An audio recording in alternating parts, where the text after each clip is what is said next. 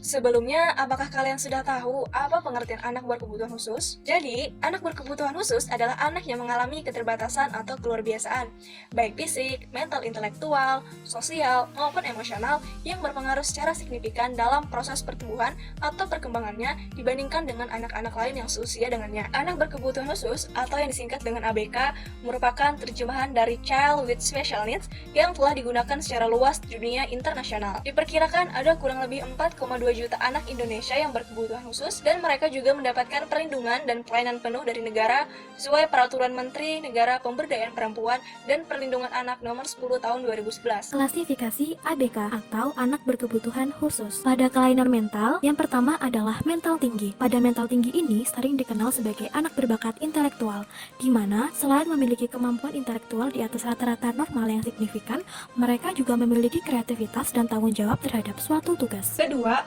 mental rendah. Kemampuan mental rendah atau kapasitas intelektual EQ di bawah rata-rata dapat dikategorikan menjadi dua kelompok, yaitu anak lamban belajar atau slow learners, yaitu anak yang memiliki EQ antara 70 sampai 90, sedangkan anak berkebutuhan khusus memiliki EQ di bawah 70. Ketiga, berkesulitan belajar spesifik. Anak yang berkesulitan belajar spesifik adalah anak yang memiliki kapasitas intelektual normal ke atas, tetapi memiliki prestasi belajar rendah pada bidang akademik tertentu. Kelainan fisik. Dalam kelainan fisik ini terbagi menjadi 4 kelainan. Yang pertama adalah kelainan tubuh, tunadaksa. Yang kedua adalah kelainan indera penglihatan, tunanetra. Yang ketiga adalah kelainan indera pendengaran, tunarungu. Dan yang keempat adalah kelainan wicara. Kelainan emosi. Yang pertama adalah gangguan perilaku. Contoh-contoh dari gangguan perilaku adalah mengganggu di kelas, tidak sabaran atau terlalu cepat bereaksi, tidak menghargai atau menentang, menyalahkan orang lain, kecemasan terhadap prestasi di sekolah, dependen pada orang lain, pemahaman yang lemah, reaksi yang tidak sesuai, dan melamun, tidak ada perhatian dan menarik diri. Yang kedua adalah gangguan konsentrasi atau ADD, Attention Deficit Disorder. 6 atau lebih gejala inattention berlangsung paling sedikit 6 bulan, ketidakmampuan untuk beradaptasi, dan tingkat perkembangannya tidak konsisten.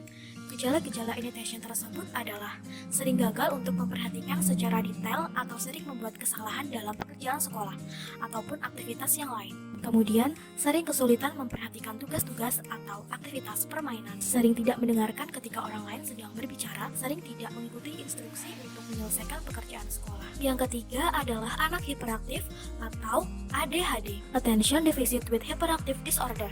Contoh dari anak hiperaktif adalah perilaku tidak bisa diam, ketidakmampuan untuk memperhatikan yang cukup lama, hiperaktivitas, aktivitas motorik yang tinggi, canggung, dan berbuat tanpa dipikir akibatnya. Selanjutnya yaitu kategori anak berkebutuhan khusus. Kategori anak berkebutuhan khusus dapat dijadikan menjadi dua kelompok. Yang pertama adalah anak berkebutuhan khusus yang bersifat sementara atau temporer, yaitu adalah anak yang mengalami hambatan belajar dan hambatan perkembangan disebabkan oleh faktor-faktor eksternal. Misalnya, anak yang mengalami gangguan emosi karena trauma. Yang kedua, anak berkebutuhan khusus yang bersifat menetap atau permanen adalah anak yang mengalami hambatan belajar dan hambatan perkembangan yang bersifat internal dan akibat langsung dari kondisi kecacatan, seperti anak yang kehilangan fungsi penglihatan, pendengaran, gangguan perkembangan kecerdasan dan kognisi, gangguan gerak, gangguan interaksi komunikasi, gangguan emosi, sosial, dan tingkah laku. Dengan kata lain, anak berkebutuhan khusus yang bersifat permanen sama artinya dengan anak penyandang kecacatan. Selanjutnya yaitu penanganan secara umum.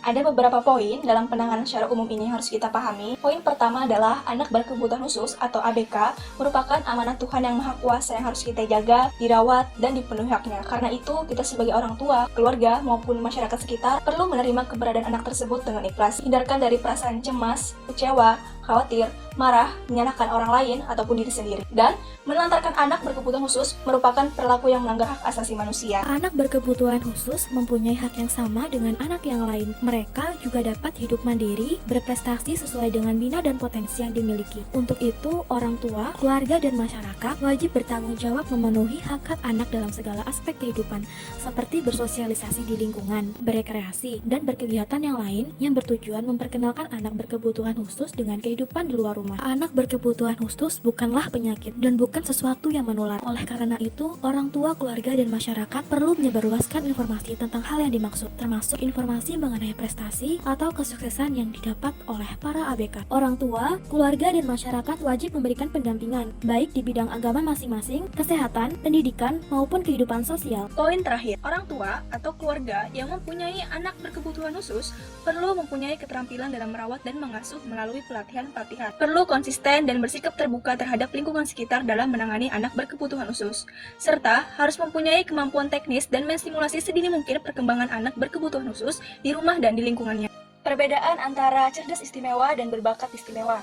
Cerdas istimewa merupakan istilah yang diberikan untuk menjelaskan kondisi seseorang yang memiliki kemampuan atau potensi melakukan sesuatu jauh di atas rata-rata dari orang seusianya dengan batasan IQ di atas 130. Sedangkan berbakat istimewa tidak mengacu pada batasan inteligensi di atas 130. Namun, berbakat istimewa mempunyai salah satu atau beberapa bidang prestasi yang menonjol yang melebihi rata-rata yang tidak selalu dalam bidang akademis. Ciri-ciri atau tanda-tanda anak dengan kecerdasan dan bakat istimewa. Pada umumnya, terdapat 3 ciri pokok. Yang pertama adalah memiliki kemampuan di atas rata-rata, kreativitas di atas rata-rata, dan komitmen terhadap tugas yang cukup tinggi.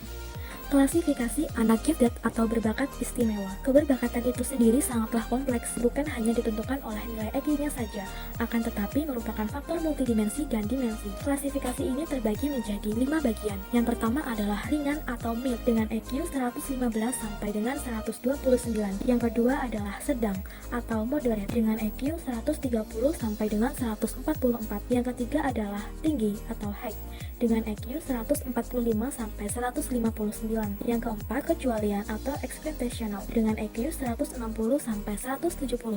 Yang kelima, amat sangat atau profound dengan IQ 180 plus. Kesulitan atau masalah yang dihadapi oleh anak cerdas istimewa. Dalam banyak kasus, justru muncul kendala yang dihadapi oleh anak cerdas istimewa. Di antaranya, yang pertama, anak cerdas istimewa biasanya memiliki problem dalam membina hubungan dengan teman karena kecerdasan mereka yang tinggi dan kemampuan berpikir yang bagus sehingga tidak jarang teman sebayanya mengalami kesulitan dalam berkomunikasi dan mengimbangi pembicaraan dengan anak ini. Kedua, kurang dapat menyesuaikan diri dengan keadaan di sekitar, karena mereka cenderung mandiri dan sulit untuk merasa nyaman dengan keadaan yang ada. Ketiga, mereka memiliki standar yang tinggi terhadap suatu pekerjaan, sehingga terkadang tidak disukai oleh teman-temannya. Beberapa tokoh penyandang disabilitas yang sukses menginspirasi dunia. Yang pertama ada Thomas Alva Edison. Ia merupakan seorang penemu lampu pijar dan memiliki 1000 hak paten. Siapa sangka jika Thomas Alva Edison pernah memiliki keterbatasan mental? Edison mengalami gangguan fokus belajar, bahkan ia tidak bisa membaca sampai usianya mencapai 12 tahun. Yang kedua, Stephen Hawking, seorang fisikawan cerdas yang telah memperoleh banyak penghargaan. Salah satu penghargaan yang pernah diterima oleh Hawking adalah Lifetime Achievement dari Pontifical Academy of Sciences. Hawking sendiri merupakan penyandang disabilitas fisik. Hawking mengalami amyotrophic lateral sclerosis, penyakit neuron motorik yang membatasi geraknya. Namun, keterbatasan fisik tidak membatasi Hawking untuk tetap membagikan ilmu dan pengetahuannya bagi orang lain. Anthony Robles, atlet gulat profesional ini hanya terlahir dengan 1 kaki. Bahkan, ia tidak memiliki bongga untuk memasang kaki palsu. Meski terlahir kurang sempurna, Robles justru berhasil memenangkan banyak kompetisi gulat internasional. Tokoh yang memiliki cerdas istimewa. Abdurrahman Wahid berasal dari Indonesia. Abdurrahman Wahid atau akrab disapa Gus Dur adalah salah satu penakluk momok yang selama ini tertuju pada kaum disabilitas. Ia menjabat Presiden Indonesia keempat setelah menggantikan B.J. Habibie. William James Sdes. Sdes memiliki IQ dengan skor antara 250 hingga 300 dan menguasai sebanyak 200 bahasa di dunia. Dia juga disebut memiliki keahlian menguasai ragam bahasa dalam kurun 1 hari. Tak hanya itu, di usia 16 tahun, Sdes lulus sarjana matematika dengan predikat cum laude. Terence Tao memiliki skor IQ antara 230 sampai 240. Pada usia 9 tahun, Tao memamerkan kemampuannya dengan belajar matematika tingkat universitas. Dia menjadi satu dari 2 anak selain Len Hat Eng yang mampu mendapatkan skor tinggi dibandingkan anak usia 8 tahun, yaitu 700. Tao meraih skor 760 dalam studi Johns Hopkins mengenai matematika tingkat universitas.